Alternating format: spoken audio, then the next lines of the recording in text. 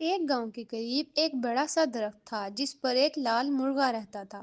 ہر صبح وہ درخت کی سب سے اونچی شاخ پر بیٹھ کر زور سے بانگ دیتا، ککڑو کو، اور پورا گاؤں جاگ جاتا۔ ایک دن چالاک لومڑی نے مرغے کو دیکھا اور دل میں سوچا، ہائے، یہ لال مرغا تو بہت موٹا تازہ لگتا ہے، اگر میں اسے پکڑ لوں تو مزیدار کھانا بن جائے۔ لومڑی درخت کے نیچے جا کر میٹھی آواز میں بولی، ارے لال مرغے بھائی، آپ تو اتنے خوبصورت ہیں، آج آپ کی آواز نے میرا دل خوش کر دیا۔ ذرا نیچے آ کر قریب سے ایک اور گیت سنا دو نا۔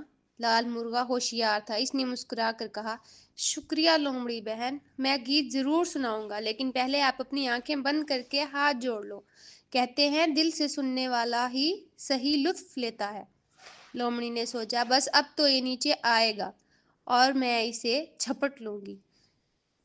لیکن جیسے ہی لومڑی نے آنکھیں بند کی، لال مرغا زور سے ککڑوکو کرتا ہوا پھدک کر درخت کی دوسری اونچی شاخ پر جا بیٹھا۔ لومڑی نے آنکھ کھولی تو مرغا غائب۔ وہ غصے میں بولی، تم نے مجھے دھوکہ دیا ہے۔